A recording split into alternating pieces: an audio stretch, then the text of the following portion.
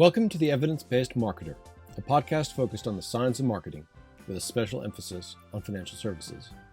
Whether you're looking to grow your business or provide a better client experience, we focus on how you can use data and research and time-tested strategies to be a more effective marketer.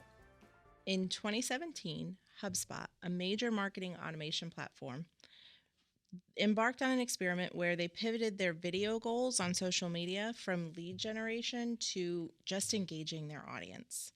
Prior to this, HubSpot had regularly posted on Facebook, about their products and their services that they offered. As part of this new strategy they were putting in place, they brainstormed a list of headlines and topics that they thought their followers would be interested in and engage in. Along with this, they experimented with other video elements, including video design, the formatting of the videos, and the size. The results of this, they started to launch more audience-friendly videos, more warm and fuzzy videos that engaged their audience, and they saw their monthly views jump from 50,000 to 1 million in mid-2017. They also saw their leads that came through social media increase 2 times. So they were not only engaging with more of an audience, but they were getting more leads from it. On this episode of The Evidence-Based Marketer, we're going to focus on optimizing social media to generate leads. I am Andrea Loyne, Digital Marketing Specialist here at Symmetry Partners. I'm William Chettle, Director of Experience and Engagement, and we're going to be looking at how you can actually use social media in order to reach out to people who aren't currently working with you. And this is a huge topic, and for some industries, it's going to be a lot easier than other industries, right? I mean, if you're in a product industry, if you make a great, phenomenal widget, you just take beautiful pictures of your widget, you put it on Facebook, you put it on LinkedIn, wherever, and people can click and buy it. Now, if you're in the service industry, it gets a lot more tricky, and we're going to be focusing mainly on how you can use social media in the service industry, particularly financial advisory business. Correct. There are 3.75 billion active social media users out there today, and that number is only getting bigger. So it makes sense that, as an entrepreneur, as a financial advisor, or anyone in the service industry, it makes sense to get out there and get in front of a small piece of that or all of them. And the way that you do that is to jump into the social media world and put yourself in their shoes, put yourself in getting their needs met. Instead of selling them on your 401k, sell them on the need that they are, looking for.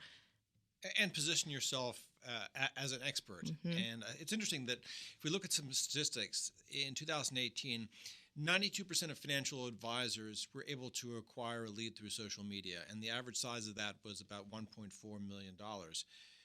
And then if you look at financial advisors who are focused seriously on social media versus those who aren't particularly doing it a lot, there's a really significant difference. Those who focus a lot on social media in 2018 brought in $15.3 million versus $4.3 million for the folks that weren't doing a lot of it. Now, again, as in all marketing, it's not a magic bullet. You got to work at it.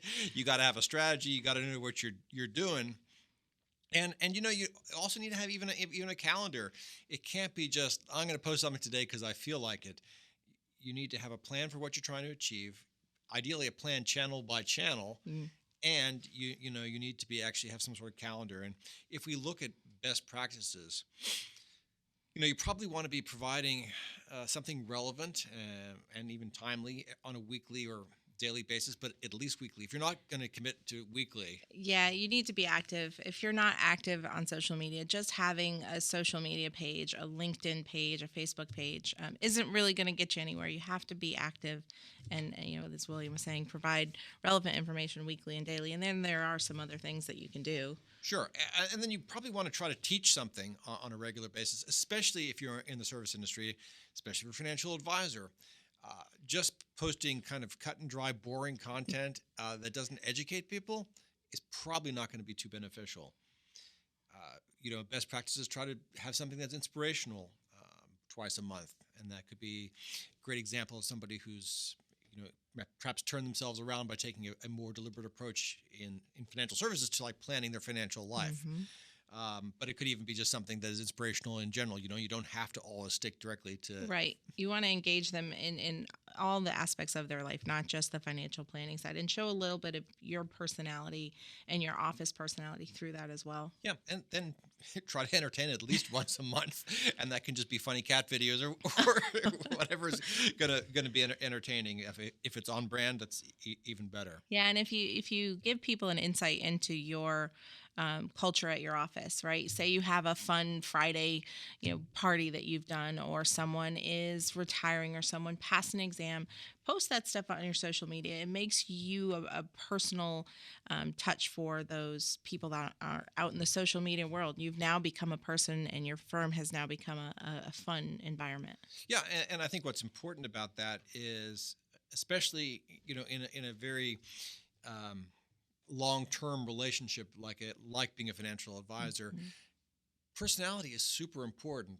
I don't really care too much about the personality of the person who sells me whatever, a lawnmower. It doesn't really matter whether I like them or not. I just want my lawnmower. But if I'm going to be working with you for what could be 20, 30 years, Mm-hmm. I better like you. And so things like social media are incredibly important for showcasing your personality.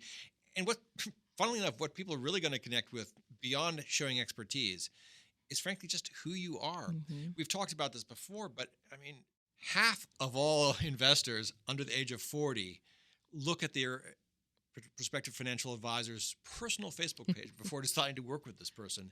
And then based upon what they see there, half decide not to work with the financial advisor. So I think that's a pretty good indication of, first of all, make sure there's nothing stupid or embarrassing on your Facebook page, but how important that personality is, that just checking somebody out and making a decision pretty quickly, like, I like this person, or I don't like this person. Well, and that's the thing. You can have a Facebook business page, and you can try to get all your traffic to go there, or a LinkedIn business page.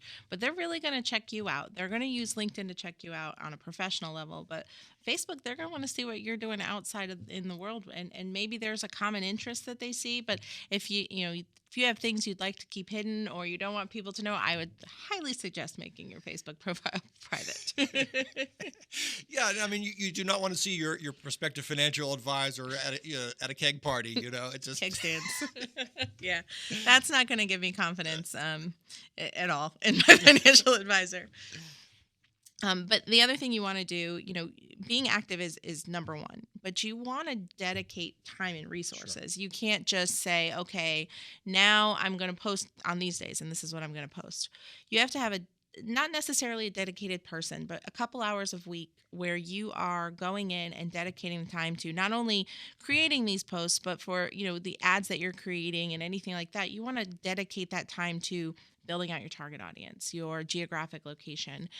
Are you going to gate things that you're putting up there? You want to spend a little bit of time and dedicate this time and resource, and then get trained. They all of these platforms offer training internally. There's lots of training out in the world where you can. It's like the Excel training that you used to get, right? Before you went to work for the first time, you got Excel training. You got typing classes.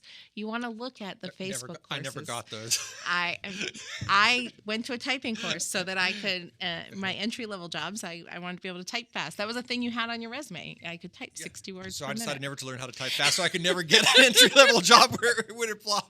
That's true. That's a good way to see it. But I think to your point, it's really important that you just don't do this as a kind of sort of sideline, or it's not something that you're just sort of setting and forgetting. Yeah. Look, if you don't want to commit to this, that's fine. We know lots of professionals don't, and that's okay.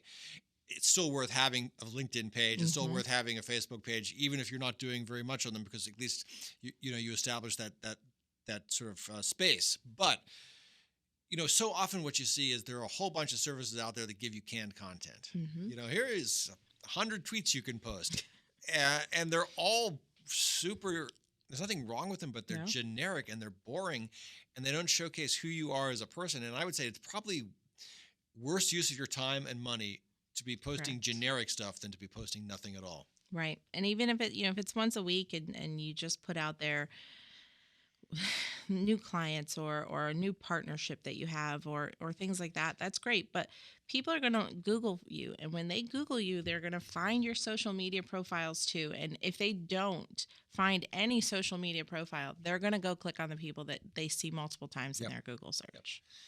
And so I think, certainly for a lot of people in the, in the services industry and financial advisors, you got to have a LinkedIn page. You do. You just got to have it. You do. And you don't have to be posting stuff there regularly, but at least you should credibly talk about who you are and what you do.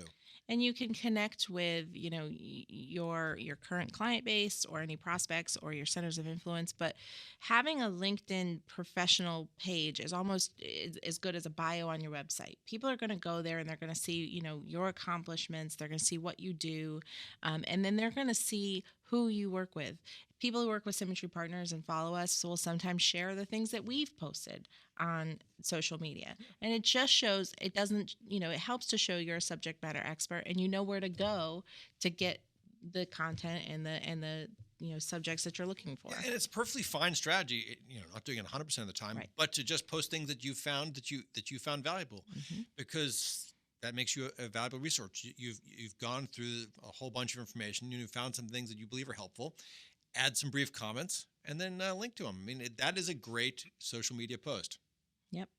And like we said, not a lot of time has to be dedicated, but you do have to dedicate that time. And then how do you generate leads? So you've gotten out there in the world, you've gotten on social media, you're, hip and trendy, and you're on all the platforms. How do you use that to, generate genuine leads that can turn into clients for your business?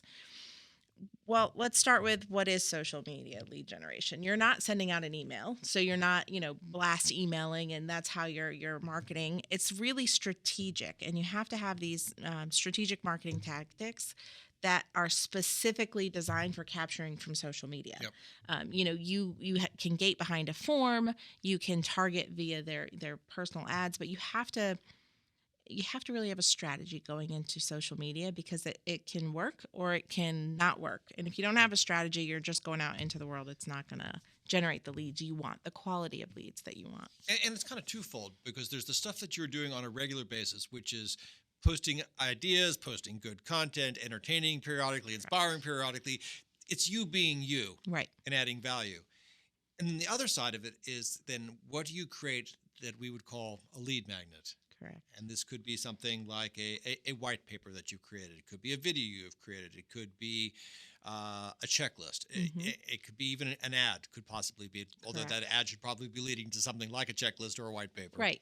And the thing, there was a group that I heard on a podcast, Samantha Bazaar, Total Financial. They were running seminars, and for the longest time they could get 5, maybe 20 was a big number for them that they could get in. And then they dedicated all of their marketing efforts to their social media platforms, and they were doing pay-per-click ads, and they were getting out there into the world, who their ideal client was, the geographical area, and they were maxing at 120, 130. And every one of these seminars that they did, they'd get 2 to 3 new clients from that seminar. So just by having social media is one thing, but having social media learn your ideal clients and things like that, that will help you to generate those good leads, those valuable leads. And ideally, if you have some kind of offer, again, white paper, checklist, review, get it, because it's no good if you're offering an amazing white paper and people click on your ad or your link to it in social media, they go to it, they read it, and they leave no trace, and you don't know who these people were. And so it's super important that when people come to ultimately this content, and ideally it should live on your website, because your website actually is kind of like your social media hub, because ultimately, in most cases, you're trying to drive people back to the website so that they can find out more about you and what you do. But when they go to this, when they want to download the white paper, they've got to give you their name. They've got to give you their email. Much more information than that, people are often going to be reluctant to. Correct. You think you want to put phone number up there, but it's oddly the one thing that will deter people. They don't want phone calls during dinner. They don't want spam calls. They don't want to be marketed to via phone call. People are busy today. But when you just have name and email, they're more likely to give you an email. Some of them give you, spam emails, and that's fine. But the majority of them are going to take it and want to get information from you in their time, read it in their time. So, having the phone number is not necessarily important. Yeah. And if you're super smart, and we'll talk about this in future episodes, but you really want to actually use this interaction, they've downloaded something, as the beginning of another campaign. Oh, correct. where Yes. you're going to be actually nurturing them. So if they've downloaded something on retirement, you would ideally follow up with 2-3 emails over the course of 6 to 8 weeks that provide further education Mm-hmm. on retirement, further details that provide more value and usefulness. Because again, I think one of the best ways to differentiate yourself in any service industry today, but particularly as a financial advisor, is to provide valuable education, Mm-hmm. especially if it is distinctive to a particular niche or group or demographic that is hard for them to get anywhere else. And the thing to remember, I get connection requests on LinkedIn from people that I've downloaded a white paper from them, or I have done something on their website. And the thing to remember with that is it's a great way to connect with your prospects. However, you should not reach out to connect to them until you have provided a resource and you have educated them in some way, or been offered them something of value. Because if they've just hit your website and put in their name and their email address, you haven't provided a value, so they're not going to want to connect with you. Yeah, no, I really hate it when vendors try to connect with me on LinkedIn. And, it's obviously look them up. Oh, the director of sales for abcwidgets.com. Yep. And I refuse it because unless I'm interested in ABC widgets, but I know what they're trying to do. And it's a tactic, but I don't think it's a particularly effective one. Correct. And and reaching out via Messenger, again, just make sure that before you do any action, proactive outreach on LinkedIn, that you are providing that value, because they're just going to delete you and then you've completely lost a prospect. Yeah. Now, if there's a connection, and this is one of the things that social media is so powerful for, if I see that, gosh, we have a mutual acquaintance in common, like, we both know, Joe Smith. Mm-hmm. Well, there is a little bit more of a reason than you can reach out. Like, hey, on LinkedIn, I saw we both know Right. Joe Smith, and then I just wanted to introduce myself. That's a little bit better. And this is actually one of the other aspects of social media that I think is so important when it comes to lead generation, is actually sourcing potential Mm-hmm. leads and understanding who people know and who and so who you could get introduced to.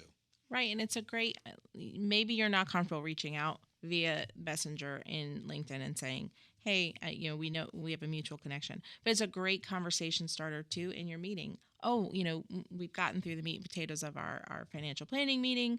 I did notice that, you know, so-and-so, would you mind making the introduction, or do you mind if I reach out? Yeah. It's a great conversation starter. And who knows, they may think of even more people For you to reach out for to. you to reach out to. Exactly. We should probably talk about pay-per-click, right? Yes. So here at the Evidence-Based Marketer, we are all about metrics and measuring. So with pay-per-click ads, you actually can see an ROI in what you're doing. So you can post to social media, and let's say you have a white paper that you're very excited about. It's great content and it's very educational. Putting it out as a post, your only people that are going to see it are the people that are already in your network. And that's great because some of those may be prospects. But doing a pay-per-click ad on Facebook, or even LinkedIn now has them, you are able to target an audience that looks like your ideal client. And you can target them in a certain area, certain job title. Let's say you go after heart surgeons. You can actually target your pay-per-click ad in LinkedIn and on Facebook to heart surgeons that have the job description of heart surgeon or something very similar. And of course, there's the whole looks like function. Yeah, correct. So if you had an ideal client, you're working with this client you really like, you can actually clone them. You can. Through what's called the looks like feature, and actually ask Facebook or LinkedIn to find more people who look exactly like this. And the good thing about these platforms, and I know AI is scary, but these platforms learn over time who you're really looking to target. So when, if you do one seminar and it flops, you only get 3 people to attend from your Facebook ads. Well, keep trying. This isn't, like William said, a magic bullet. You have to build up the knowledge that this platform has of who your ideal client is. And over time, they're going to retarget people that have interacted, as well as those lookalikes, and they're going to know who your ideal client is and target them as well. And retail does this so well. I have a friend, and she's a vegan, and she says, I feel like Facebook advertising really knows me. She says, I'm getting these advertisements for cruelty-free lipsticks and vegan leather handbags. She says, they know me perfectly. And she says, like, it's for the first time I felt like buying things off of ads on Facebook. And they know exactly what they're doing. It's a beautiful algorithm in the back that learns your shopping, tendencies, your searching tendencies, and it can actually be applied to these pay-per-click ads. So you're not just going out to this mass universe of 3.75 billion people. You're going out to the people that look most like the clients that you are targeting and the most likely to click on your white paper and download it or attend your event instead of, just flying by the seat of your pants. And the great thing I think about this is that the more you have an actual a target focus, target client, niche market, niche focus, the easier it is to find these folks. If you tell Facebook that you're looking for heart surgeons between the age of 45 and 65 who live within 100 miles of your zip code and,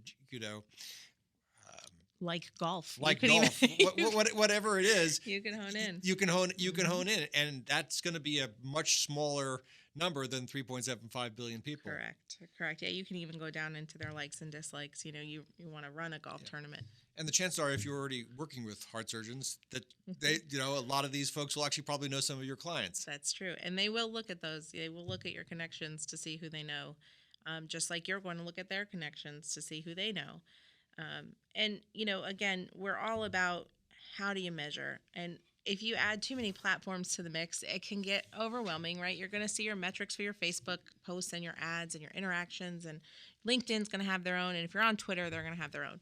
There are lots of tools out there that you can, combine all of this data and post from one source. So like a Hootsuite or a HubSpot, you connect your accounts to that and you can post once to all the accounts, but it also tracks all the metrics for it. You can see what's working. You can compare the platforms. Did something work better on Facebook than it did on LinkedIn? Because Facebook's tends to be more personal. So maybe you had a more tearjerker type post and it didn't really get traction on LinkedIn, but it got traction on Facebook. That's going to tell you want to kind of aim those more towards your Facebook audience. Your LinkedIn audience, providing them education and valuable resources, that may show that that's better. But you can use a tool like Hootsuite and look at all of this data together instead of having to go to each platform and pull it. So again, time and resources, if you have the resource like Hootsuite, you're saving a lot of time. And that's critical. And I think, again, the point that you probably shouldn't take a one-size-fits-all approach with each of these platforms because they are different. I think this is a great way for us to talk about sort of the pluses and minuses when it comes to prospecting of some of the major ones. Yeah. Well, Facebook, everybody knows, right? Personally, everybody has a Facebook page or doesn't. No, I know you don't. I do. I just don't do very much with it. But it is the number one platform for Gen X and baby boomers, both who spend 6 to 7 hours a week on social media. And so this certainly, if this is the sweet spot for financial advisors, because these are folks who generally have investable assets, this is a place you definitely want to be. And we're going to talk a lot about it in our next podcast, which is on how you can use social media and clients. But it also is very valuable for prospects. It is. And the thing about social media with Facebook is not only, I tend to think of it as more of a personal thing and LinkedIn more the business one, but it is the most used social media platform, and there are 60 million active business pages, not personal pages. So businesses are starting to understand you need to go where these people are, and this is where they are. So why not be part of that 60 million, active business pages and put yours out there into the world that they're already in? Mm-hmm. And it's also probably a better place for putting more personal content to the extent that, you probably aren't going to advertise personal content, but this is where people are going to want to see you more as a human being versus a professional. Right, and build that trust outside of the working relationship. And there are things, both LinkedIn and Facebook do this, but Facebook is really good with communities. So you may have a community of, baby boomers who are out there looking for advice on retirement. That community actually exists in the world. So posting your content there, it's free. It's not a pay-per-click ad. It's a free place to post your stuff. It's just another way to drive people back to your business page and get them interested. Yep, and a lot of associations have Facebook pages. Mm-hmm. Medical Association of Tulsa, Oklahoma, or whatever. That's I'm pretty sure they probably have a Facebook page. And That's true. yeah, And then there's LinkedIn. As a professional, I never thought anything about my page. It was more like a resume that was just out there in the world. And then I started realizing that, I'm a marketing professional and I need to show that I have an expertise in marketing. So I need to connect with people and share things that show that to the world. There are 675 million active professionals on LinkedIn. All of those professionals might have money to invest or be nearing retirement or fit your niche perfectly. You want to get out there so that you can find them. And the really good thing about LinkedIn, and you can do this now with Facebook to an extent that people actually complete this information, but on LinkedIn, you can actually target based on their job title, their job function, where they are in the country, and not many platforms require your job title. LinkedIn does. So if you're looking for, those heart surgeons again, if you're looking for them, it's probably going to be in their title. yeah, and also again leveraging people that you know and are connected to find people who you don't. An example I've given lots of times is that I was in a conference in Chicago for 401k plans, and if you are a financial advisor focused on 401k plans, it's probably good to connect with the human resources people at companies. It's true. Because they tend to be the people that are in charge of the 401k. So I just looked, and I think I know about 16 people in HR around the country. In Chicago alone, that turned into more than 160 HR professionals. So if I was a financial advisor focusing on 401k plans, I would now have 160 people I could ask my connections Mm-hmm. to potentially introduce me to. And not every one of these is going to work. But LinkedIn is a great example of what's called the power of Grantsivit or Transivity, which is a fancy name for the power of weak links. And this is social media in general, is that, yes, some of these people are your best buds and your family and things like that. But a lot of people you just kind of, through work or socially. And yet what's interesting is that weak links are actually very useful for actually connecting you to people. And if you ask somebody on LinkedIn, could you recommend, a good estate attorney or a good CPA? You'd actually get some pretty good recommendation. And so it's not too much to ask somebody, they're in HR. Hey, I saw that you are connected to this person in Chicago. Can you tell me anything about them? Correct. Is it someone I should talk to? And then you can go and say to that person in Chicago and say, hey, I was just talking to your colleague. Well, it becomes warm at that point, right? So they're not weak. They become warm at that point. And it's almost a community of professionals. It is a community of professionals. And you can promote different things. Again, they have groups. They have working groups. We have a sales team here at Symmetry, and there is an actual LinkedIn group specifically dedicated to salespeople in their industry. They should be a part of that group because the sharing of the knowledge and the this worked for me and that didn't work for me can be very beneficial. And then you can also get into these retirement groups and share your knowledge and your expertise. And maybe somebody today isn't ready for retirement, but a year from now they're gonna be like, oh yeah, on LinkedIn I saw, and there you go. You have a prospect or a new client.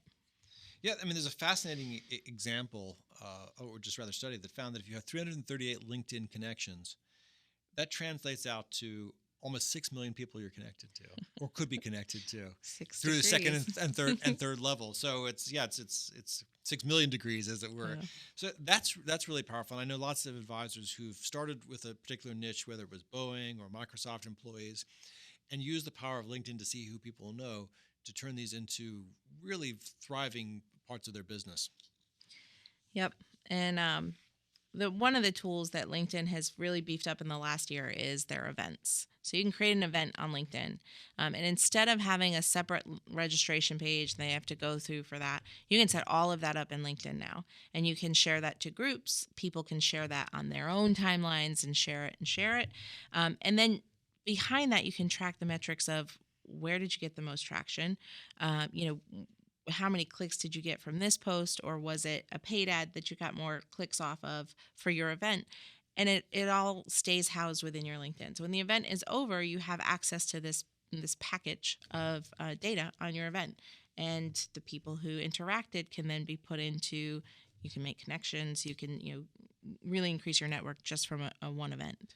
Shall we talk about one of my least favorite? Twitter, the blue bird. Yeah.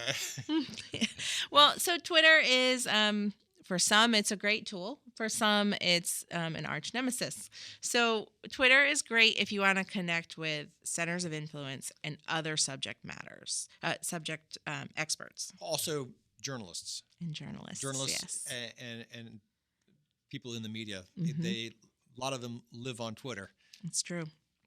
And, when you follow someone and they follow you back, they're going to see what you post and they can decide to grab it. That's why the journalists and the media are very important, because you're putting out content, you're putting out a white paper, might be great news, or you have an event coming up. They may glom onto that event and then decide to promote it themselves. And their network may be twice the size of yours. Sure. But in general, for most financial advisors, the average age of a Twitter user is about 36, 37. And most of the sort of older affluent investors that, if you were focusing on, they're probably not on Twitter. In fact, we know they're not on Twitter generally. Yep. So it's good to have a Twitter account. It's good, obviously, if you have content you're posting on LinkedIn or Facebook, probably share it on Twitter as well. Right. It's just not going to generally be, for certainly most financial advisors, the place where you're going to get a lot of traffic. You will not. This is where you're going to show your personality and your culture more than anything. Mm-hmm. Richard Branson has a Twitter account that is great. It's wonderful. We saw him go into space last week. He videoed the whole thing. He put it on his Twitter. But never once has he sold anything using his Twitter account. He simply uses it to show the importance of the company culture and the important milestones that they're hitting. But he doesn't use it as a lead generator for them. And we're not going to spend a lot of time in this broadcast on things like YouTube and Instagram. There's a time and a place for these. We'll actually talk about Instagram in our next episode on clients and how you can use social media for them. But YouTube is interesting and a great way for people actually to hear you. And see you. Hear you and see you. So there is some value to it, but I think for most people, it's probably going to be more work than you're going to be willing to put in. Yeah. Although every advisor, in fact, most professionals should have a brief introductory video. You should. Yeah, you should always, and you can highlight that on all your social channels, but YouTube is a great, house for that stuff. And if you are an expert in videos or very good at, pumping out content in the video realm, YouTube is a great place to be. It's going to show your subject matter expertise, but again, it can be time consuming. So just kind of in wrapping up, I think the most important thing to know with social media, like everything else in marketing, is that it takes time. Mm-hmm. You're not going to post a single tweet and then have new accounts come flowing in. So you have to be prepared to spend time on it, to do it well, to do it consistently, have a strategy, understand what you're trying to achieve, and don't expect huge results. But as we've seen, that financial advisors who are actually taking the time, doing this seriously, having a strategy, are bringing in almost 3 times the assets of advisors who aren't particularly focused on social media. So for some folks, it really is working, but it has to be something that's going to be authentic to you, that you're comfortable with, and that you're going to dedicate the time and resources and attention to. Right. Because make this part of that overall marketing strategy that you have. It's just another leg an avenue for you to get leads in the door, but it's not your all-encompassing.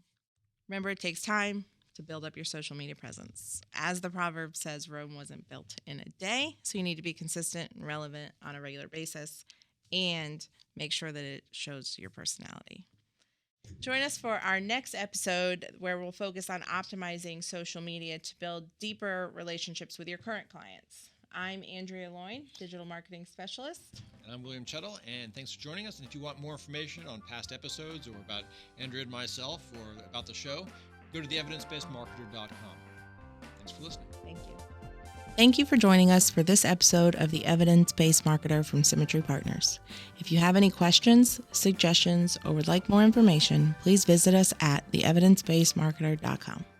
Symmetry Partners LLC is an investment advisory firm registered with the Securities and Exchange Commission. The firm only transacts business in states where it is properly registered, excluded or exempted from registration requirements.